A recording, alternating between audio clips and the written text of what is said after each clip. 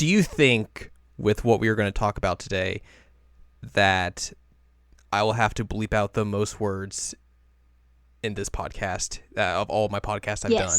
This is going to make so much more fun work for me to do. Hello, welcome to the seasonal anime checkup OVA, where we're going to cuss a lot. And it's just going to be half bleeped words all the time. This is episode number 3, and it's more of a grab bag type episode. And also, we're not going to talk about anime, so it's also weird in that aspect. So we're going to talk about like 4 video games and do some like mini reviews and analysis and fun stuff like that. Just talk about them. Mostly just be mad a lot. So this is a podcast that you can find exclusively at seasonalanimecheckup.com or sac.cool or on iTunes or Google Play.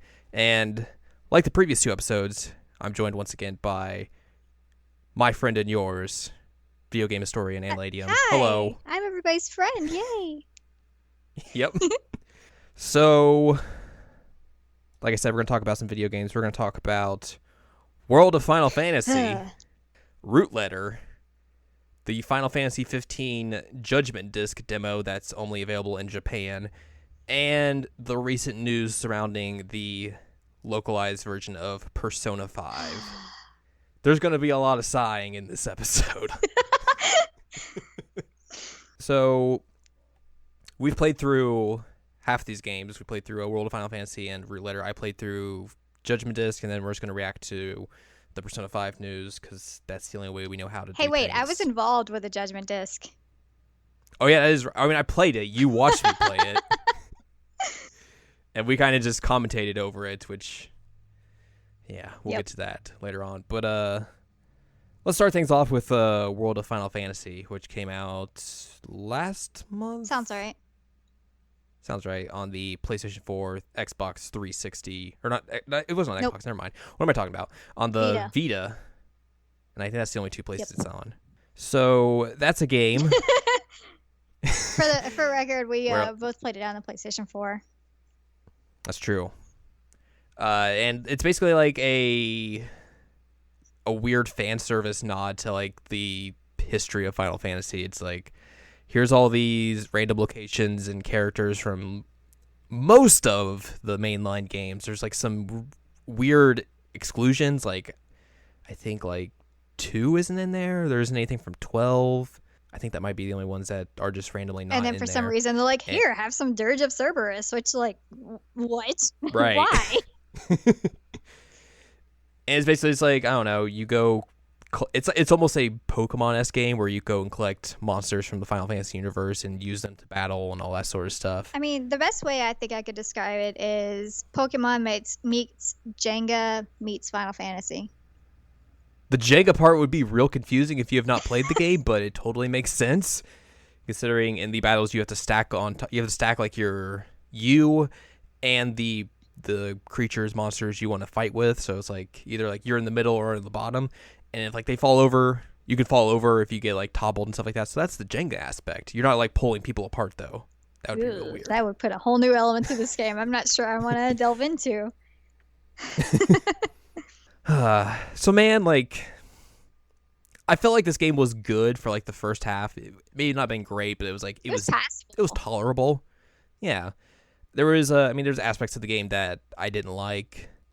Like some I think the battle mechanics are kind of bland. Yeah, is a good way to. I mean, there's not a whole lot you can really do. I mean, they're like, you can customize it by changing your stacks, and like I didn't find any kind of purpose of changing my stacks. Like I stuck with pretty much the same stack most of the game, so right. I'm like and the way like, I mean, you can have like, let's say 2 monsters with you in battle, then like you have a grouping of people you just bring along with you just in case you want to swap out, hot swap. Oh, and there were not enough slots for it. Yeah, so like you'll have 2 for battle, and then I think like let's say 10 to 12 that you can just bring along with you at all times, and they'll level up alongside like your monsters in battle when they get experienced. I mean, they won't get like a lot of experience. It'll be like, here's some, so like they're not just like they're just level 1 along the entire time with you.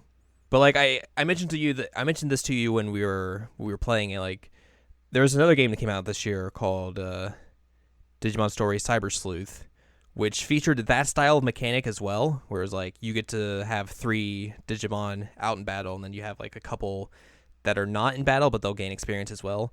But the one thing that game does a lot better than this game is that you have like this little like farm/ranch that you get to go to and like place all of like your extras on, and then they'll just level up independently of like what you're doing.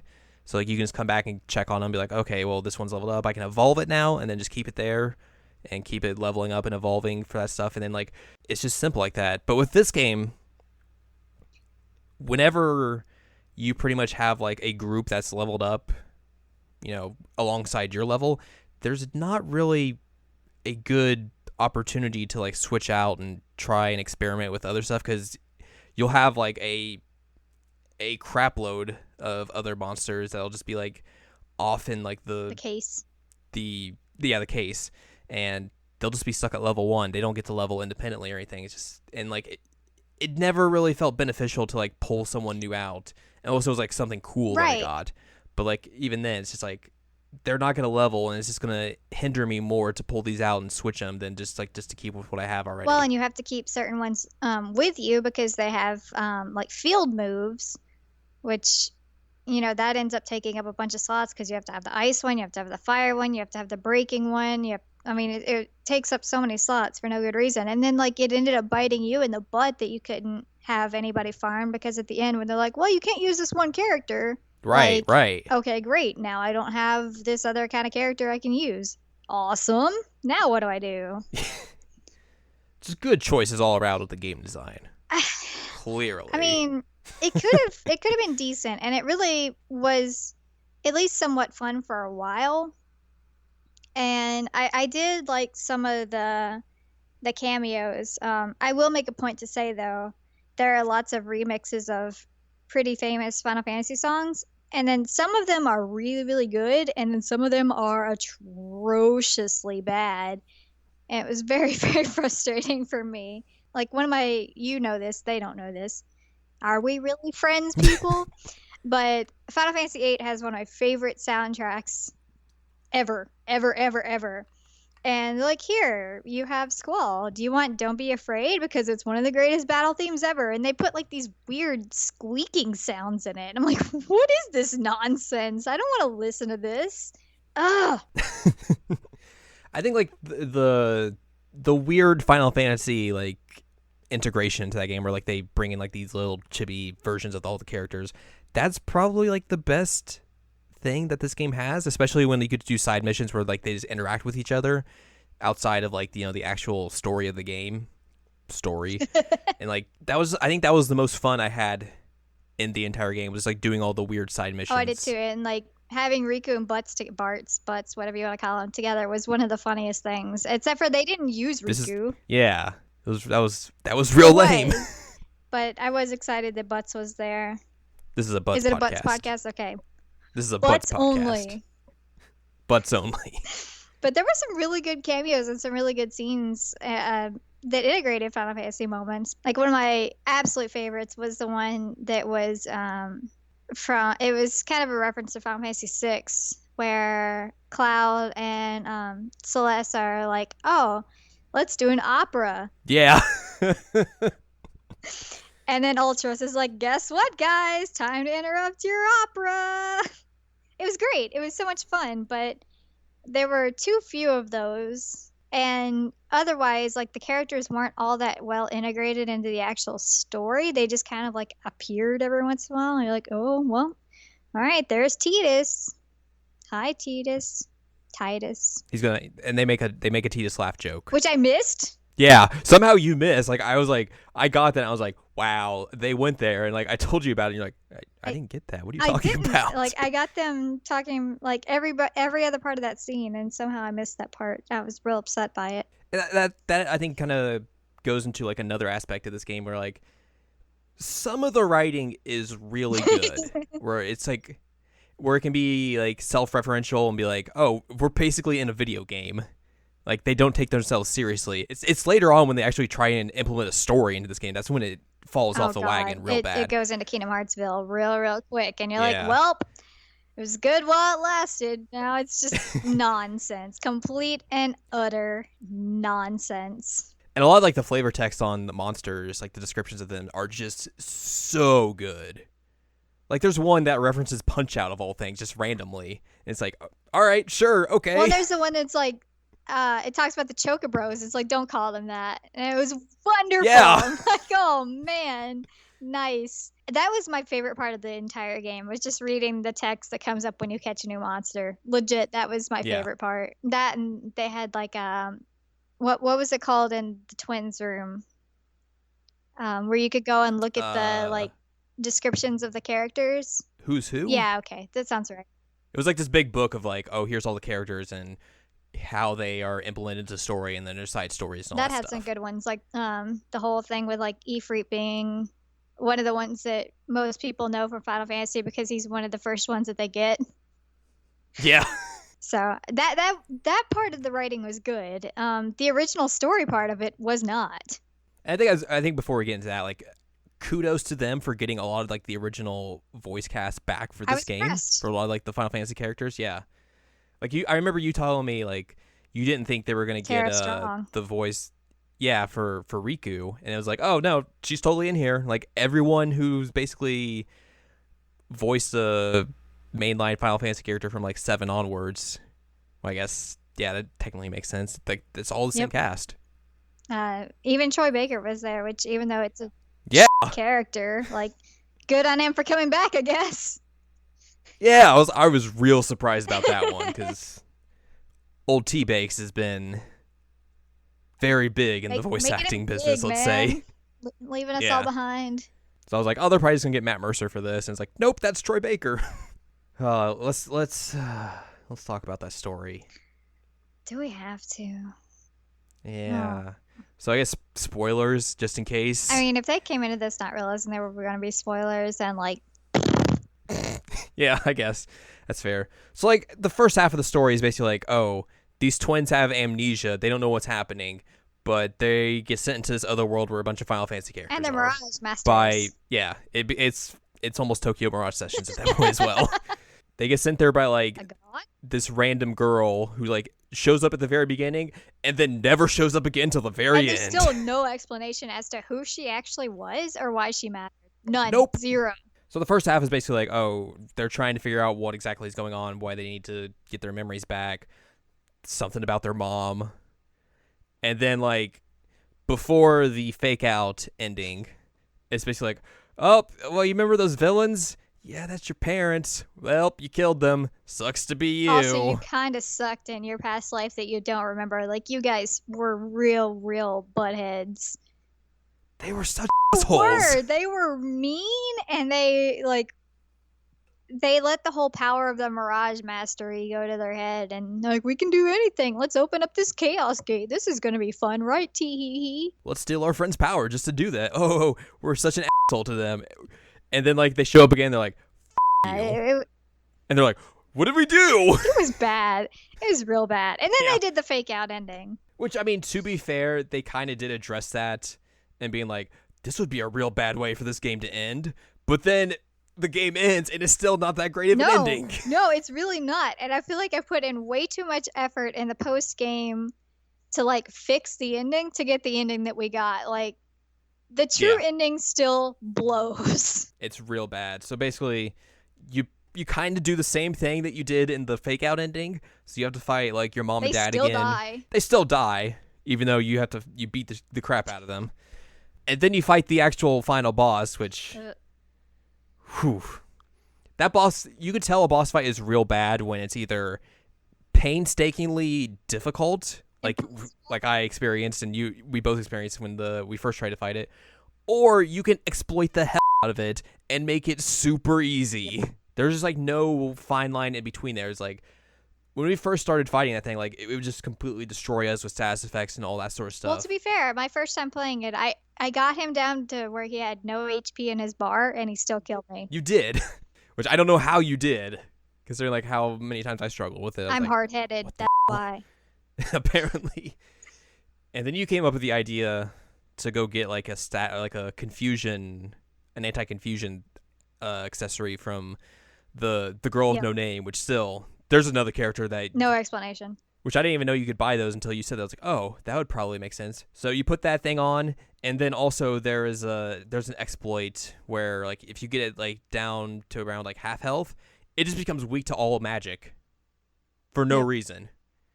So like you just like you get halfway, you cast reflect, so like it'll just damage itself with all its magic attacks, and then you just unleash when it does like its with countdown items. attack, and then and it's just like you're done. You just wipe that thing, and it's like it's so easy. Yep. And then there's a dance number. No, the dance number is the worst thing that could ever Actually, I guess happen. we should backtrack and say like, oh yeah, and then the twins just sacrifice themselves and go into the gate for no reason. That whatsoever. Was idiotic. Like, we have to make up for what we did. Time to go in this gate. And it's like you realize that everybody that hates you is in that gate. It's just gonna be the two of you with no actual powers. Like, you're dumb. You're dumb. You're super, super dumb. This is a dumb ending. And then mysterious lady, magic lady, who has no explanation, is like, you know what? I like those kids. They did fine. I'm going to make them into these little prism guys, and then people can exploit them now. And I'm like, what is this nonsense? What is happening? It's like, why? Why? Like, if she's going to bring them back, just bring them back. Don't put them in the prismariums. It was a dumb thing. And even like the main character, or the main character, is like, you know how embarrassing it is when you say your goodbyes and then realize you're not going anywhere? I'm like, yeah, that's how I feel right now. I'm real embarrassed about this game. That game had so much promise when like they showed it off at E3 and everything. I was like, you know, maybe it'll be fine. It won't be like, you know, the last few Final Fantasy games. And then it's just like, we're going to suck you in for the first half, and then whoops, it's another fucking bullshit Final Fantasy game. Time to just throw you to the wolves and have you also get hit by a train 7 times. Don't worry, though. They're going to implement Kingdom Hearts into that game because they're adding Sora's DLC. I hate life. Now, can we talk about the dance number? Yeah. So, the game, the credits, end with the most generically terrible J-pop song. And not only that, all of the Final Fantasy characters are CG'd into dancing to it. Bad CG. Very bad CG. And the outfits, I pointed this out to you. Lightning's outfit wasn't even the same outfit she wore in the actual game.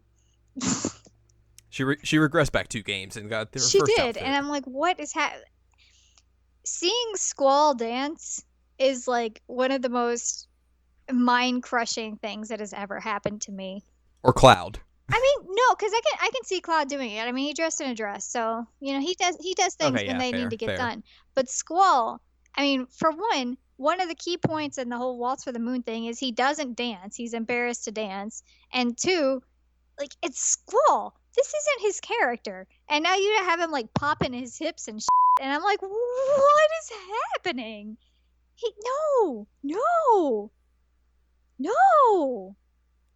No is a great expression for that. Like, just God. And I was very happy for the characters that got excluded for that, because after the dance scene, they have like the characters that weren't in it walk across the screen. And it's like, yes, you weren't in it. Yes, you weren't in it. Good for you, Edgar. You got out of that.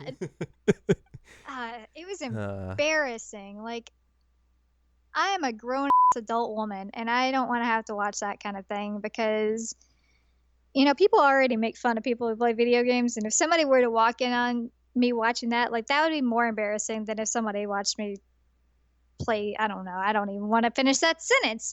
It was bad. It was very bad. And it sucked because at first I really did like the game. Yeah. And then they just ruined everything for me. It's all spiraled out of control and just went real bad real quick, and it's like, what happened? Kingdom Hearts syndrome. Yeah. And that's not even getting into the point where like some of like the Final Fantasy character inclusions were strange. Like, look at the 9 representation. Yep. It makes no sense. I mean, I get you include Vivi, but like, where's all of your other big characters? Zidane should have been in that. 100%. Yeah. There is no reason Zidane should not have been in there because he would have been amazing in that. He's got the personality for it. He's got the mindset for it. He's got the character design. He would have been super cute. Super cute. But no, Final Fantasy IX, the only thing that exists is Vivi. Makes no sense. Also, we talked about like the games that weren't included. It's like I think I now remember like 2 isn't in there. Yeah, you right? said 2. 3 wasn't in there. No, which is surprising because no, wait. Yes, it was. Refia. It was? Oh, right. You're right. 4 wasn't in there, was it? Maybe for like one character. There was one character, but it was like not the character you would want or expect, I should say, more. Because it was like the summoner girl from 4, but like you don't get like Kane or Cecil or anything like that. Yeah, I was surprised Cecil and Kane weren't in there because they're really, really... Or Rosa. Rydia is good, but I guess she had to fit the whole role of summoner, which they needed. Yeah. Weird choices all around. But at least we got butts. And be like, we got butts. And then like weird, like, here's people from the online games, huh? How about that? That was confusing. Like, yeah. And they had characters from, it was Crystal Chronicles, wasn't it? Yeah. It's just like, I think I'm one of 2 people that played those games, man. It's like, you remember those GameCube games? And everyone's like, what? No? What are you talking about? So it was really confusing at certain points. Although, I do want to mention, and it's kind of a weird thing to bring up here. I don't know why I am. But I already talked about how the soundtrack had big hits and big misses. There is one song in that entire soundtrack that I highly, highly recommend everybody listen to. One. Do you know which one I'm talking about? I think I know which one you're talking about. The song that you listen to when you are in Ninewood Hills. Yep. Is fabulous. It's the only good original song in that game. 100%. All the rest are either mediocre or not good. That one is phenomenal. Do not stand on my laptop. Sorry. Technical cat difficulties. Technical cat difficulties. So I will recommend people listen to that. So for a final word, I'm going to use the scale I use for reviewing games on my website, which is recommended, not recommended. Not recommended. I would agree with you on not recommended for this video game. So much promise, and then just like, it's the bottom of the 9th, bases loaded, 2 outs, down by 3, and they just strike out. Sports references. I don't get them. Space Jam. Let's talk about, come on, Slam, and welcome to Japan. Let's talk about Root Letter. Let's talk about another game we both played, Root Letter, which is available on the PlayStation 4 and the PlayStation Vita, though you probably should go get the Vita version because it's cheap. It's $20 cheaper. Yeah, I played it on Vita. And it doesn't, it probably looks a little bit better on PS4, but it didn't look too bad on Vita. Just some blurry textures here and there, but But it's mainly like sprite work anyway, so like it's... Yeah, $20 is a lot of money. I'll just put that out there.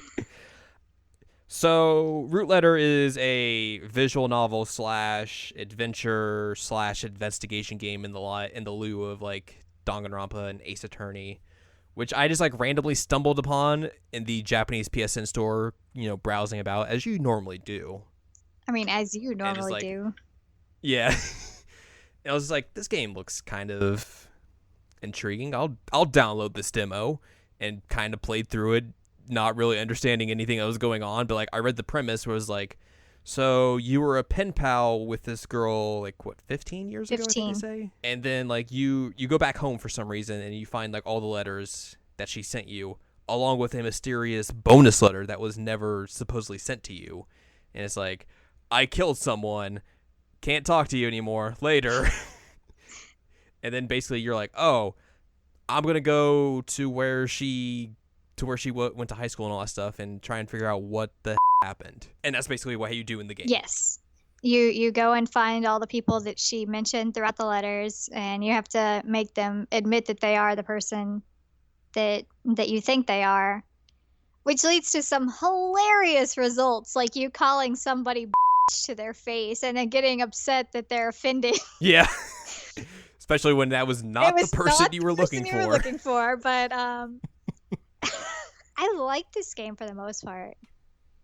Yeah. I don't like the protag. Yeah, the protag He's sucks. a jerk. And like every time they're like, hey, let's go talk to Four Eyes. I'm like, please don't talk to Four Eyes. Please leave that man alone. That poor man, like, leave him alone. Every time you go talk to him, he's just like, go away. Poor Four Eyes.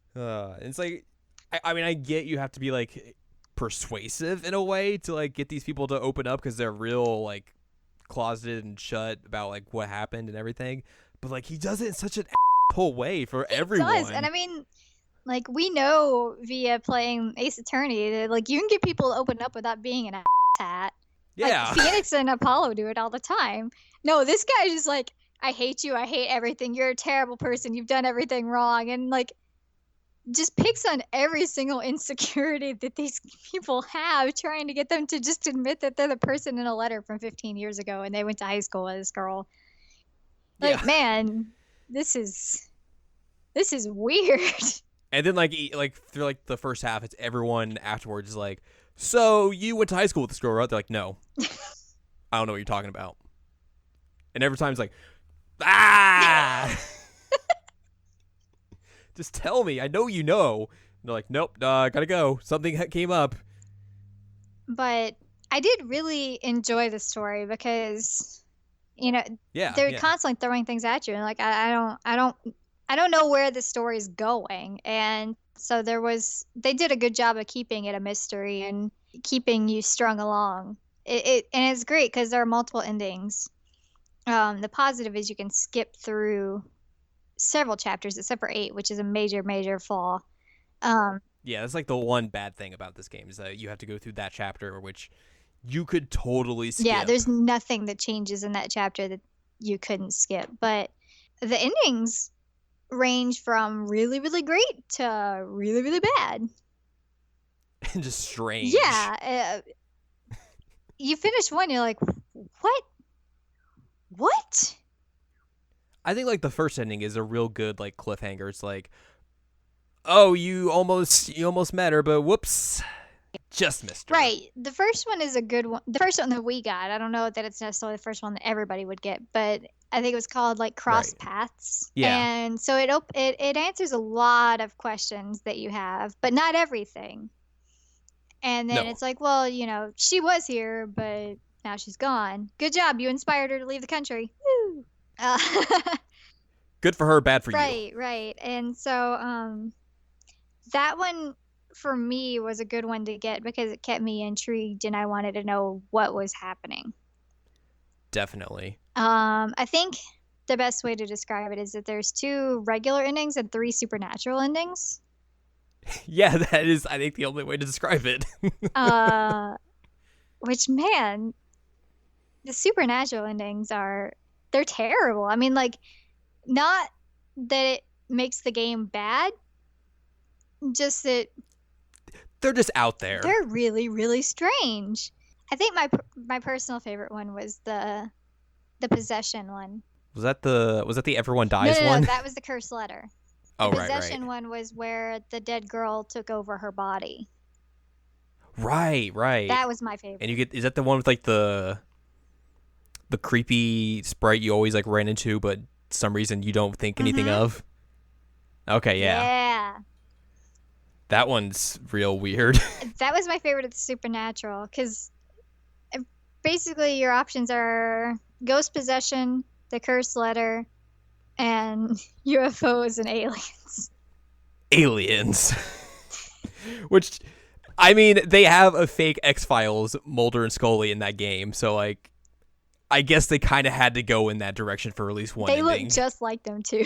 And I mean, they both have S and M names. Which, oh man, it's so funny. It's real good. But that ending as well is just weird. It was very, very strange. I mean, I will give them kudos for like not just having like, you know, typical normal endings. Like, here's a bad one. Here's like the kind of okay one. It's just like you get the first ending, which is like the, I guess, normal end, I guess you would say. You got true ending, and then just like, let's just go all weird with the rest of these. I don't care. Chaos. Yeah.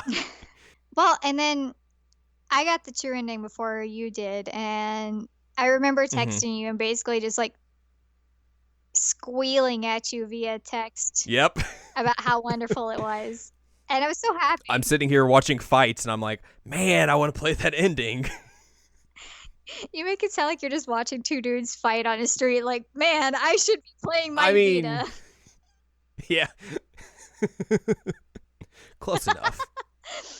It was perfect. Like, as much as I disliked the protagonist, I still was rooting for him for it to work out because he's like your avatar essentially. Yeah. And it does. And it all makes sense. And nothing supernatural about it. And it was cute. And they got married. They I was so did. happy. So I played that one the next day. That was like the first one I got because like they're like, hey, you going to get the true ending first thing? Sure, why not? And it's just like, all right, let's do that. And it's just like, mwah, perfecto. It was everything I wanted for that game to end. Yeah. I mean, they answered every single question you had, which was great. And they gave you an ending that I felt satisfied with. Like all the friends were okay, and there was no weird like undertone of maybe there's something grossly sexual going on here. And Yeah. it was wonderful. I love that ending, and so I was glad that that existed. And plus I think like it's cool as well that like this is a game from Japan starring like all 30-year-olds. I was happy about that. I was doing the math when I first got it. I'm like, these dudes are like 32. That's awesome. Yeah. As strange as that is for me to be like, yeah, I get 30-year-olds to play as.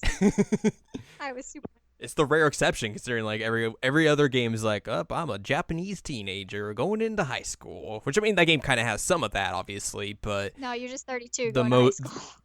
yeah, that's a different anime. But like it's like I mean for the most part it's like you're off doing your thing because you're old and Do not call 32 old. you're old and you want to find out the mystery. Although they do make comments because he's carrying around this picture of the high school girl that he thinks is his pen pal, and he's like, "Do you know this girl?" And people are like, "Oh man, should I be calling somebody because this 32-year-old Yeah. dude is looking for an 18-year-old? Like this is a little shisty." So I did think that was pretty funny, but all the friend characters, all the side characters, actually really interesting. They had Yeah. good stories. They had good backstories. I liked the character sprites. I was interested. I like them when like they would change and like make themselves look like 20 years older. Like the baseball coach had like the most obvious one. Like his normal one, he like, all right, that guy looks 30. And then like he has another one where he's like looking to the side or something. He's like, that dude looks 50 now. What happened? Things got real. Yeah. I fully admit that I was rooting for him to bypass the pen pal for a while and just go for the art curator because I thought she was cute. I thought the whole twist was going to be that the art curator Was her. was her. Yeah. But then I got spoiled on like the trophies where it was like, here's the letter for chapter 8. I was like, oh, she's wearing what the letter is supposed to be. It's definitely not her. It's not her. But they all had really interesting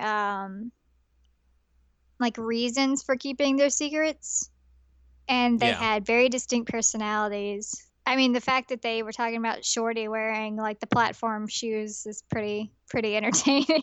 Yeah.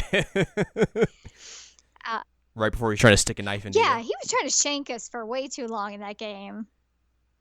I like how he's like stalking you and he's like, wow, he's got a hood up or like a hat on. It's like, wow, who could that be with the goatee? I wonder who's the one person who looks like that we've seen through the game. That hoodie is so confusing me. Yep. The best part is like when you first meet him, I think the protagonist is like, he's got a well nurtured beard. And I was like, no, he doesn't. It's a bad goatee. It's a terrible goatee. It is. He's like right out of like the mid 2000s. And the girl from the hotel is probably one of my favorite characters in the entire game. I forget her name, but she's adorable and she's hilarious. Glad she was not a high schooler. Yeah. Which I thought throughout like most of that game. I blame Persona 4 because I was thinking like Yukiko type scenario. Right. But she's an adult, thank God. And she looks like way younger than the other characters as well, so that doesn't help either. But also, like, I don't look my age, so I understand that. Yep, that's very true. But I did really like this game. I'm mad that I didn't get all the trophies, but I'm not dedicating enough of my time to sit there and pick 4 different rounds of letter choices. It would take you an hour tops. You know what? I ain't got time for that. I mean, it's a very easy platinum if you're into like trophies and all that stuff. So, like, I mean, you'll have to play through the game a couple times and do all that stuff. But like, if you're interested in the story and everything, you'll go for all the endings and get all that stuff. So like, that'll take up at least like 75% of the trophies. The rest is just like random, like get all the letter choices, go find the cat a bunch of times. Like that was probably like the most tedious trophy was getting that cat. Yeah, that was stupid. I didn't like that one. And just real weird. Though I mean, it did like correlate into like one of the bonus extra menu options. That's true. Which is, I guess, something. I did find like there's like I think one of the gallery extra options is like here's like these little snippet interviews with like the 3 of the main characters, like the 3 of the voice actresses, and it's like one of them was like, I thought my character was like Audrey Hepburn in Breakfast at Tiffany's. I was like, oh, okay, sure, why not? That's an interesting way to go with that. Yep. But it's cool that like they would include stuff. No, like it that is, in and this especially thing. because it is a pretty small game. Yeah, like I haven't really heard much about it other than like what we've played and like actually looking for information about the game. So Yeah. you should have, I think for people like who are interested in like for games kind of like, Danganronpa and Ace Attorney, stuff like that, or they just like visual novel mysteries and all that sort of stuff, I would definitely recommend I would this game. 100% recommend it for people that like that style of game. It was really fun. It had a neat story. It kind of keeps dragging you along, so you want to know what happens. The characters are good, even if they're not necessarily likable. They're good. Yeah. And the mechanics are fun. So I would definitely recommend it. I had a good time with it, even though we beat it in like 2 days. Yeah, kind of like sprint through that game, but it's a visual novel. It's gonna happen. I dig it. Let's boy. Speaking of Japanese video games, God, here it comes. And Japanese exclusive demos. Here it comes. Let's talk about Final Fantasy 15 Judgment Disc, which is a bad name because it's not a disc.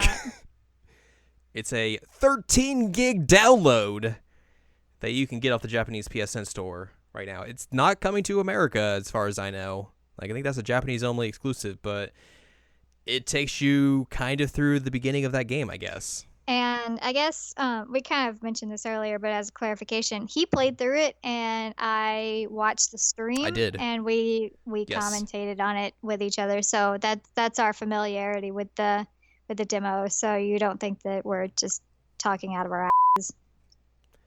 And as well, like I have played through both the first 2 demos that came out. I think as you have as well. Yeah, I played through the first 2 demos. This is the only one I couldn't play, and they wouldn't let me play. Nah. Or let you watch. Yeah. Because it's not available in your region store. Man. It's like, good job, SharePlay. Terrible. And then as well, you've watched the anime. Can we not as talk we've about noted that? on the sister show to this one, and I have watched Kingsglaive, which here's our thoughts about all of those things. The 2 demos, not good. Not good. Especially that last one. That last one was bad. Kingsglaive, beautiful to look at. Terrible story. The anime, bad. I mean, the story in it is stupid, and I know what they're trying to get. They're trying to make you understand the characters and like the characters, everything. I actually came out of the anime hating every single one of the main characters, which is not what they wanted us to do. Nope. And the issue is they keep releasing all this side media, and I don't even understand what's even happening in the story. Like, I don't get what's going on. And that may be partially my fault, but it's also their fault in the sense that I haven't played the actual game yet. So I don't know what's going to be happening. And it shouldn't be on me to sit there and research what's going on in the story of the game to understand what's happening in the anime and what's happening in Kingsglaive, which I'm not watching. Sorry. Nope, don't. But I don't feel like that should be on me. I feel like that should be their responsibility to be like, hey, this is what you're getting into. This is the story. This is why this matters. This Right. shouldn't be something that I have to go looking for. It's exactly what they want you to do. Right. And I'm annoyed by it, and Final Fantasy 15 is just gonna be the death of me. Final Fantasy 15. It's a cluster. It is. And, you know, it sucks because for a while there, I was really rooting for the game to be at least enjoyable because I have a lot of friends that are interested in it. But at this point, after playing through all this stuff, after watching all this media, I want it to crash and burn. This is a game that's been in development for 10 like years. 10 years. And it has no excuse. It feels like it. Yeah. Ugh. Let's talk about that demo, I guess. Okay, so I think like the majority of this kind of takes place during Kingsglaive, because like the beginning of it is like Noctis and his pals go see his dad, and then they go off on their adventure. And the car breaks down. And then the car breaks down because of course. And the end's like, oh, they received news the king's dead, which that's pretty much all the story I even know of it. Like, oh, the king dies for some reason because I don't know, this other place is real mad at him. And then there's other stuff. And the thing that's confusing to me in this demo is that at the very end, they do get the news that the king is dead. There are really, really strange responses to that. You would think, I mean, maybe I'm missing how like Japanese reactions would be, and like it's just not translating well for me. But they just kind of seem very like calm and like meh. You know, I think at one point there is some yelling, but I understand there's a level of shock there, but beyond that, it's just like 4 dudes standing in a hotel room like, oh, look, the king's dead. How about that? Meh. Sucks for that. Well, anyways. Right, like it just seems very unnatural. Mm-hmm. And, you know, maybe it's because I'm not royalty and I don't get this stuff, but you know, if I found out that not only is my dad dead, but my like monarch is dead, like, I think there would be a bit more of a reaction than that, especially because, if I'm not mistaken, they're reporting that Noctis is also dead, and they're reporting that Lunafreya is dead. Maybe. I think that's the story, is that they're reporting that they're all dead. And... couldn't tell you. I mean, I just had this conversation with you, like, 2 seconds ago that I don't know much about the story. Yep. But I feel like that's part of it, is that everybody is reported to be dead. So I feel like it would be really strange to just be like, welp, okay then. This demo. Talk about some of your experience with playing it. This demo starts off with you being like, oh, our car's broken down. We've got to push it. And it's literally like, well, stand behind the car and press the right trigger and push the car. Get some butt shots. And get them butt shots. Listen to that bad cover, Stand By Me. Oh, that cover. And then you can kind of run into another car, but then it'll just phase that way because you can't have fun with this game. That was weird. The car just disappeared while you were playing. Yep. It won't be the first time or it won't be the last time that happens. Like the time that you ran into a guardrail, and it's just like, well, time to respawn the entirety of this car because reversing is too hard.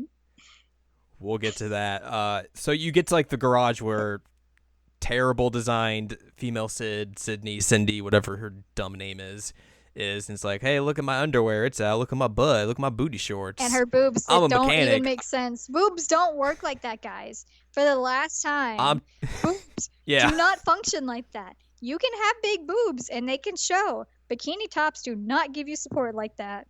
I will tell you that right this second. She is literally just like jerk off material for that game. She is. I used a phrase that doesn't really translate as well in verbal. Masturbate. Because that's literally all she is. It's just like, hey, look, we're going to put this girl who's super hot in here as a mechanic because, like, look at this girl doing dude things. Don't you want to hang out with her?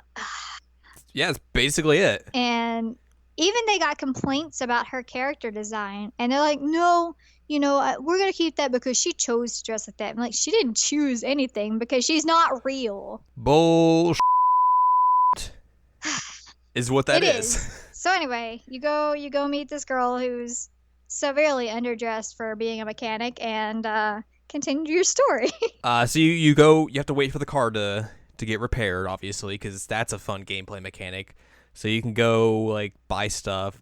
You can go buy soundtracks from other games, which is probably the only good thing about this demo is that you get to listen to soundtracks from like Final Fantasy 1, 4, 7, 8, and I think maybe 10 as well. So yeah, I just cruised around with the Final Fantasy 8 soundtrack blasting, which is about the only fun thing about this game. And then you just go around. I think like you have to do some missions for female Sid, and then like just go kill stuff. Which I don't know how this happened, but I feel like the battle mechanics regressed from like that very first demo that came out like a year or two ago to now. Because like before, like there was actually like items and like, or there was a menu mechanic to it. So it was still like the action RPG style, but there was still like a little bit of like, oh, there's some strategy to this. With this demo, I don't know if like they're just not showing everything, but it felt like a bad Platinum Games like style of action. Like it was just like, I don't know, I'm just gonna kind of evade here and then just mash on the attack button all the time because that's real fun. Press button to win.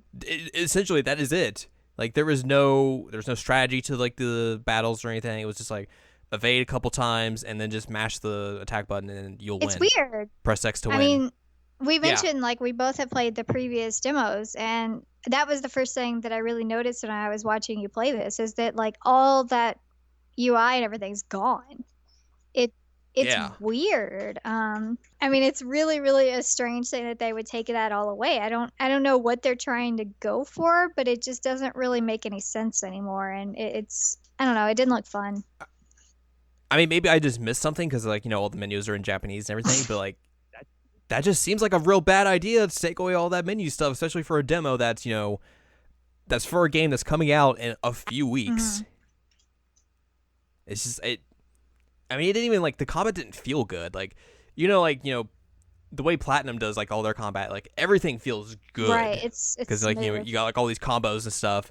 But this was just, like, I don't know, it's real bad. It was boring. That was the main problem with it. Like, there was just no fun to be had. It's like, let me just press this button a lot. All right, next battle, same thing. Fun. You know what I want them to hear? I want them to hear about your experience with the bad car mechanics.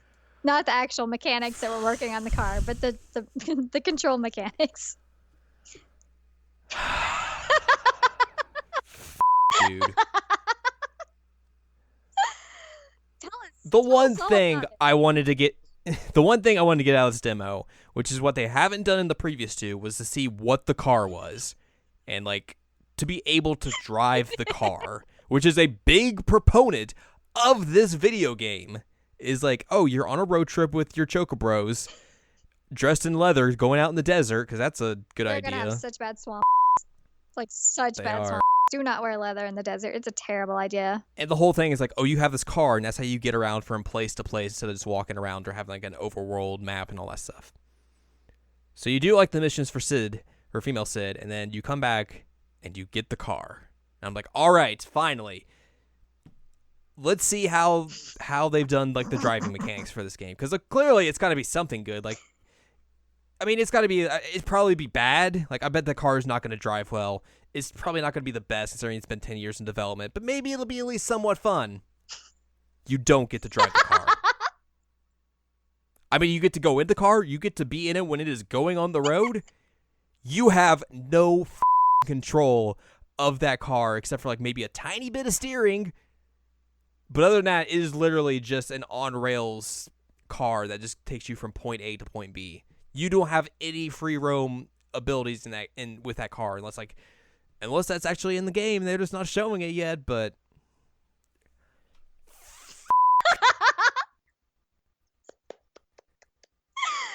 oh my god! Well, and the one thing I wanted, and it's like, nope. You. I was so confused watching you play it though, because there were certain parts where I thought that you did have control until I realized that no, this is just how the game plays. Because trying to watch you park and watching the infinite loop of U-turns at one point was painful. And I'm like, what are you doing? And then you were explaining to me like, no, I can't actually control what's happening.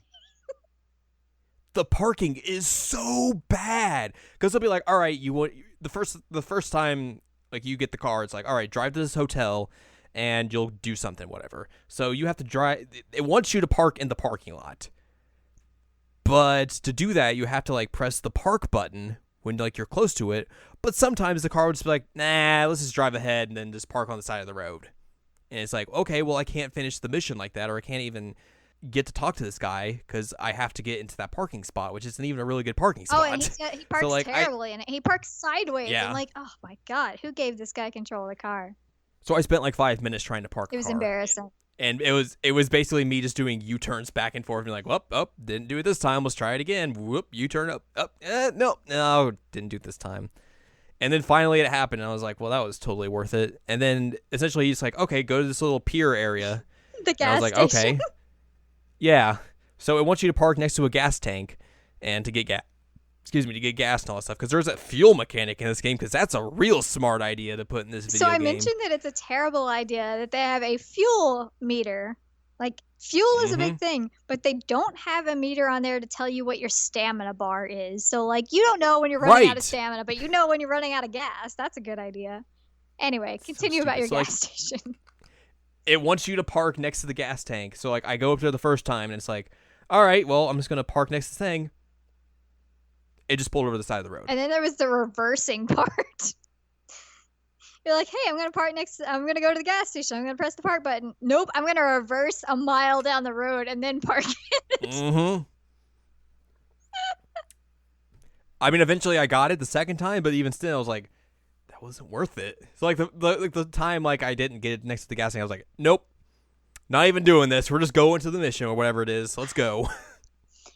I was actually surprised, though, we talked about this, that everything feels really dead and empty. Like, there's no cars really on this road. There's, like, 2, which, you know, based on the fact that you go to the mechanic's place and there's so many cars there, you'd think that it'd be somewhat busy. But no, there's no cars on the road.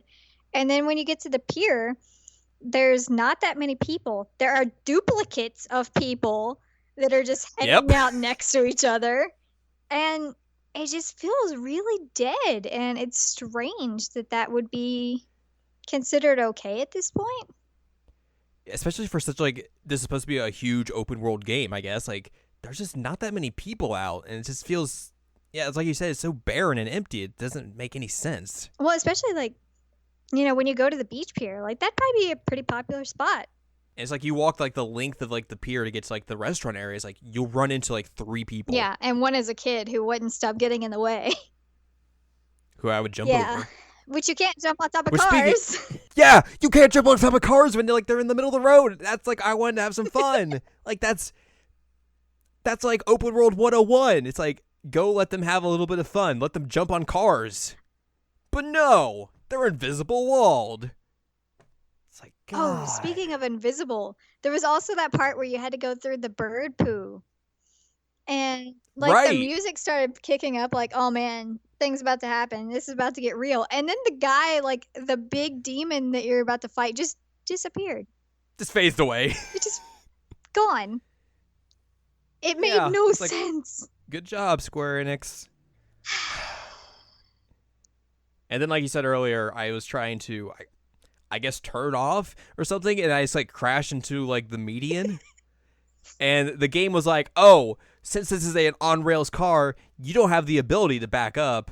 Your driver's going to take a drink of coffee, and we're going to respawn the vehicle. Oh, and these kids, I mean, I think they're, like, in their 20s, so whatever. But they are so unsafe. These kids. They don't wear seatbelts. No seatbelts. Prompto is constantly getting up on his knees and turning back to talk in the back seat. And I'm like, child. Which is good because you can just hit the brakes and, like, smash their faces into the windshield. Right. But then they get mad at you as the driver. They're like, what are you doing? But it's so unsafe. And, you know, Prompto, we talked about this. I hope he's better in English at least. But in Japanese, he's obnoxious. Hi. There was this one part that we were watching for a few minutes because it was quite entertaining. So, like, one of the level up mechanics is that you go into, like, a camper and rest, and then you get your experience. Sponsored by Coleman. And it shows all the dudes just sitting there. And they have a part where Prompto is on his phone. Prompto is sitting there just like mashing his hand into his phone. You're like, what is he even doing? He's like, like, yes, this is how you use phone. He's just like beating his other hand against it like that's gonna work. I don't know if he's supposed to be playing a game or he's supposed to be texting, but either way, you don't do either of those things like that. It's real bad.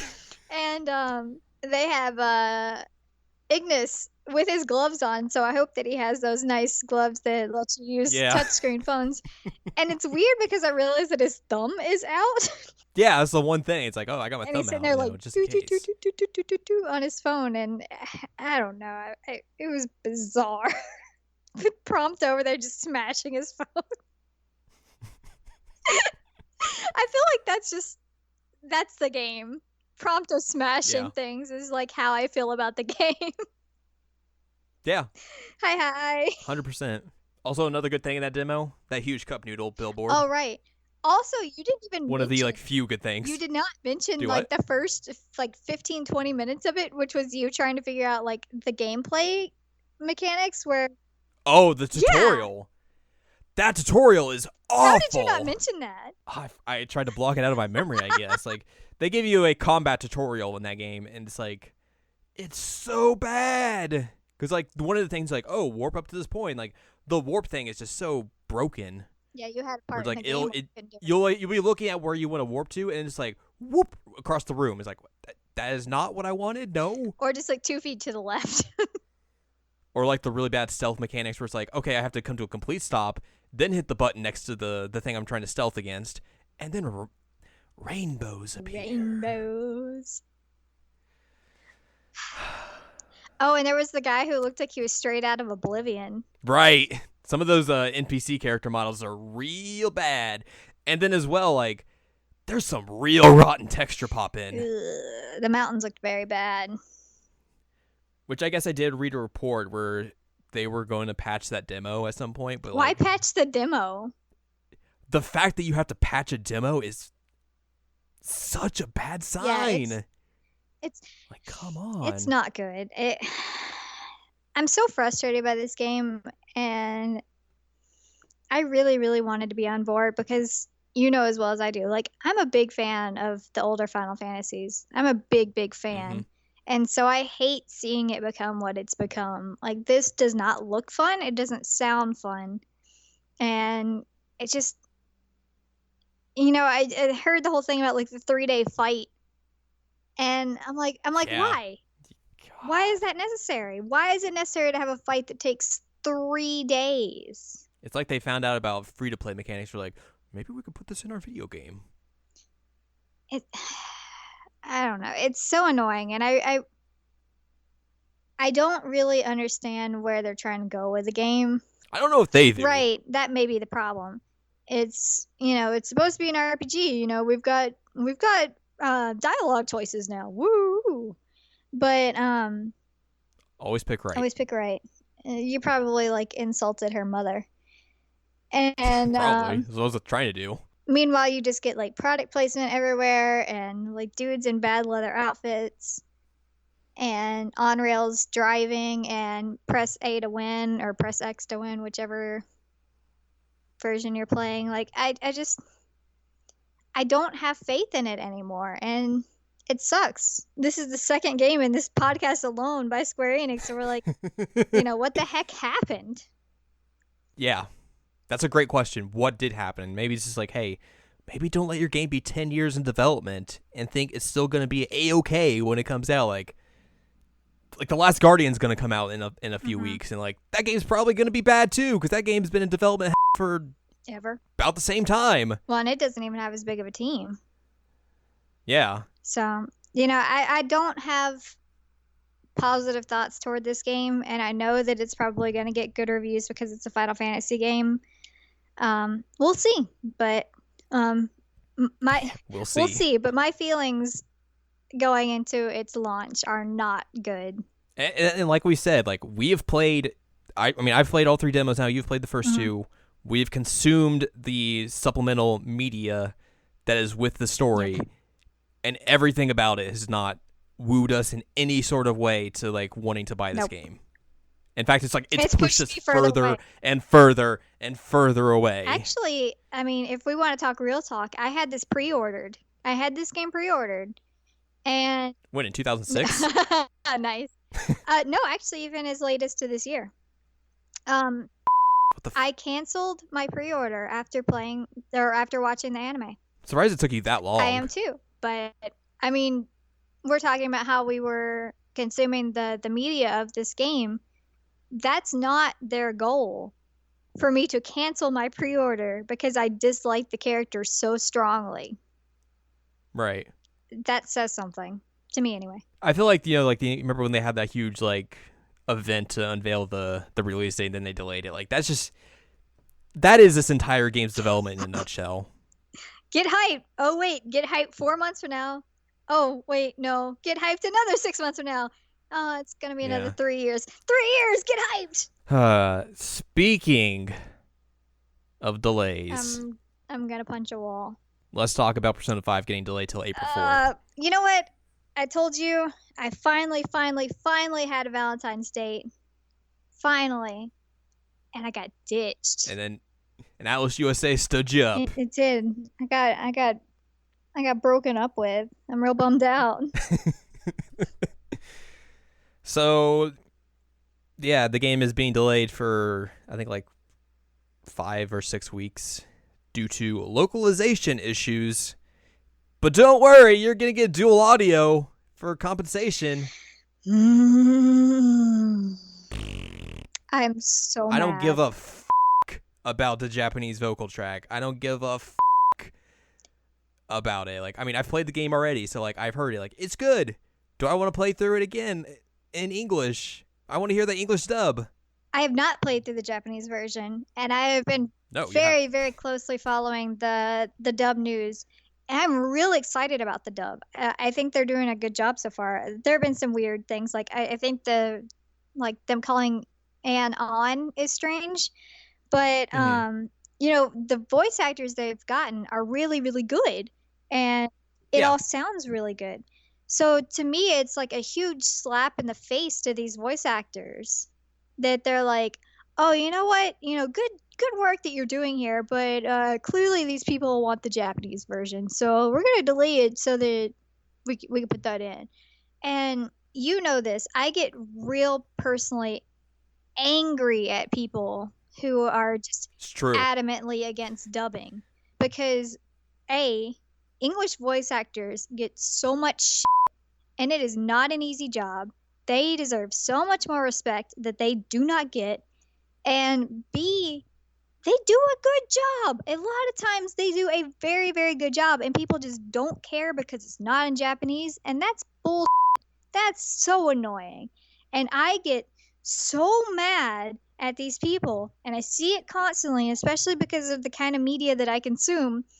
And seeing it happen to Persona, I am so livid. I am so livid. Which I guess, like, more information has come out that, like, they're not delaying it just because they're adding in the Japanese track. It's like they're literally saying we couldn't get the localization done by February 14th, which is bad on multiple levels. Like, they were saying, like, oh, like the script for Persona 5 is like 4 times the length of Persona 4, which, yeah, that makes sense. But then don't go ahead and say, like, oh, we've got 12 plus people working on this localization. Maybe it's like, hey, hire some more people to help with localization, and then maybe you would be able to hit your release date. Right. And then also, at the same time, hey, Atlas Japan, maybe get them the script faster next time instead of dollying around for, like, the entire year and maybe wait until the release date to be like, all right, here you go, here's a script. Because when they showed that game off at E3, you would think that they would have had something to show off that was in English. Yeah. Everything they showed off was in Japanese. Like, they had the little thing with Morgana that was, like, the brief tease of the English voice acting, but there was no, like, localization, like, getting together about localization, but they didn't really discuss it at all in any of the interviews I saw. So it's like, when did they get that script? And then, like, how did they think, like, let's have over 12 people with localization and then try and spit this thing out in 6 months? Well, and one thing that really, really upset me about their announcement on this is that one of their reasons is that Persona 5 was more successful than I thought it would be. So they were going to add more things. Right. And that really, really irritated me because, one, I keep listing lists here. I'm sorry. But, if you got more money, great. Put it towards the next game. Mm-hmm. But two, at that point, by saying, like, oh, we got more money, so we're going to put it towards this game and make it even better, you're basically saying, like, well, the Japanese got this crap version of it that we were just trying to get out so we can make money. You guys get the real version. And I'm like, what is that nonsense? Like, it's such a thing, too, especially like, oh, we're going to have more time to voice more lines. And especially, like, voice acting right now in video games is highly controversial considering, the SAG-AFTRA strike that's happening right now, where a lot of the big name voice actors are on strike because they do not get paid anything for, doing their lines in video games. So to be like, oh yeah, we're going to, add some more voice lines, and it's like, that seems real kind of controversial. And also just telling the Japanese, like, hey, these Americans, they're getting a better version. They're getting more voice lines. Thanks for getting your money. Yeah, pretty much. It's like, it's such a thing all around. Yeah, I'm really, really irritated. I apologize to you because when the announcement came the other day, you got just like a slew of very, very angry text messages from me. I mean, I felt the same way, so like I completely understood. And I can get very, very angry very quick. I'm sure you guys could tell a second ago with my heated discussion on dubbing, but I think it's bullshit all around. Like, if you needed more time, just say you needed more time. Don't try and give me all these stupid lines about how, like, oh, we're going to do more of this and more of that, and it was better than we expected, and da-da-da-da-da. It's like, okay, fine. You're just giving me a bunch of crap right now that I don't care about. If it's just about, like, the dual voice acting, then, like, that's and if it's not about that and you just needed more time to localize, then just say we needed more time to localize. Fine. Okay, I'd accept that because I want to play a good game. And I trust Atlas to give me a good game because Persona's never been bad. And like, I think going back to your point about, taking money that they earned from this game and putting into something else, they could easily do that, but also like make new DLC for this game, which they're totally not going to do. Because like, I think their entire DLC plan is already done. Like, it was just like, here's all these costumes and stuff. Here's some like bonus personas and stuff. That's it. There you go. Which I guess they also confirmed like, hey, all that stuff's coming over into the English version, which of course it's going to. I mean, if not, like, that would have been real And I guess as well, like, there are obvious problems in the Persona 5 game. Like, I mean, like, this isn't really a spoiler, but like, there is a super, super stereotypical gay couple in that game that is absolutely terrible. Ugh. Like, it's like the most blatant stereotypes you could think of, and that's in a game that came out this year. And they're not going to fix that. They're going to keep that in there. What they should do with profits that they weren't expecting is do something experimental again, like Catherine, because it's one of my favorite games. And absolutely, like, it wouldn't be as expensive as something like Persona to make. And so, why not try something different again? Because that was awesome. I appreciated that. But no, instead, let's voice some more lines. That's a good idea. I feel like as well, like, just the entire concept of that just feels so backwards, considering, like, what, 4 years ago, Atlas was on the brink of going out of business, considering, Index was in all sorts of scandals and everything, and then they got bought, and then Atlas gets bought by Sega, and that kind of saves them, and then they have to put out all these Persona 4 spin-offs to basically kind of save the company, make some money to make Persona 5. And then now it's like, oh, we made some more money, let's put it in a bad way to this video game. It's like, how do you not, like, learn lessons from, like, you almost went out of business a few years ago, and now you're just like, let's just spend money haphazardly. It's dumb.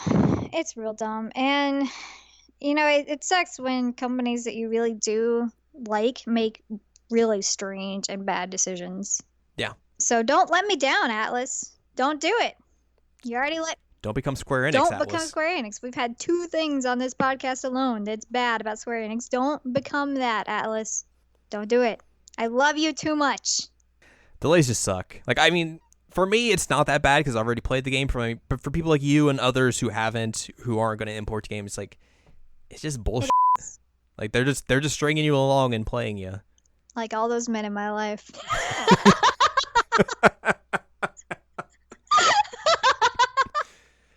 I'm joking, guys. Things getting real Man, over here. the opportunity was there. I had to make the joke. It's my sense of humor. I think that's going to do it for this episode. Oh, you're going to leave it on my bad joke? Okay. Yeah, totally am. This has been a grab bag episode. You can find more information about this podcast and others at seasonalanimecheckup.com or sac.cool, where you can find other written stuff and audio stuff. You can find Anne Ladyem at anneladyem.com. And I guess we'll be back again with something else fun to talk about. Maybe not as we won't maybe be as down on negative everything. Nancy's. But I mean, hey, we are negative Nancy's. But hey, sometimes you have to be negative because you do. I mean, if we're positive about everything, then nobody want to listen to us anyway. And we're overlooking terrible things at that point. That's true. We wouldn't be honest. You guys want us to be honest, right? Criticize the media that you enjoy. Yes, 100%. You can enjoy media and still criticize it. Keep that in mind. Always keep that in mind. Exactly. Historian hat coming out. English literature hat coming out as well. Academia. So that's going to do it for Anne Ladyem. I am Jared. We will see you down the road. Adios. In a point-to-point driven car. Oh, God, no.